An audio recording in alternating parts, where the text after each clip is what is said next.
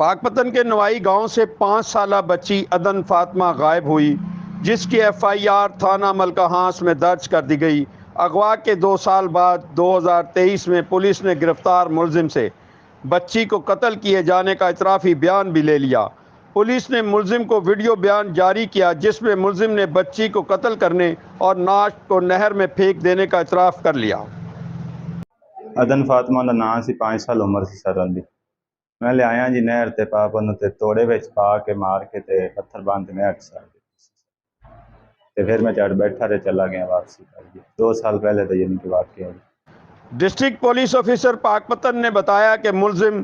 مزمل نے بچی کے چچا کے ساتھ ہوئی تلخ کلامی کی وجہ سے بچی کو قتل کیا۔ جی جیسا کہ آپ کو معلوم ہے کہ آج سے 21 ماہ پہلے دسمبر 2021 میں 15 پہ ایک کال موصول ہوئی کہ ایک 5 سالہ بچی عدن فاطمہ اپنے گاؤں ڈپئی سے لاپتہ ہو گئی ہے۔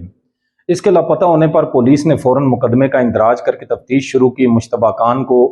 شامل تفتیش بھی کیا گیا لیکن بچی کا کوئی سراغ نہ مل سکا۔ 21 ماہ بعد مدعی کے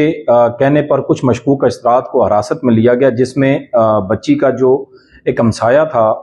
اس مزمل کو بھی حراست میں لیا گیا۔ مزمل نے دوران حراست اس بات کا اعتراف کیا کہ یہ بچے مقتولہ کے چچا ارشد کے احاطہ مویشیاں میں کھیلنے جاتے تھے، جہاں پہ ان کی تکرار ہوئی، جس پر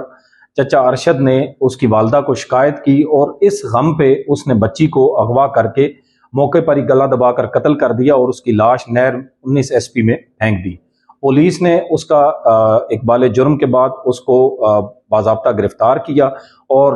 عدالت میں پیش کیا، جہاں پر اس کا 164 کا بیان بھی ریکارڈ ہو چکا ہے اور پولیس اس وقت تمام تر تگ و دو کر رہی ہے کہ بچی کی لاش کا سراغ لگایا جائے اور لاش تلاش کی جائے۔ دلچسپ اور حیران کن صورتحال اس وقت پیدا ہوئی جب عید سے قبل بچی عدن فاطمہ بخیر و عافیت اپنے گھر پہنچ گئی۔ ملزم سے لیے گئے قتل کرنے کے اعترافی بیان اور پھر 3 سال بعد بچی کے گھر واپسی نے پنجاب پولیس کے تفتیشی نظام پر سوالیہ نشان اٹھا دیے۔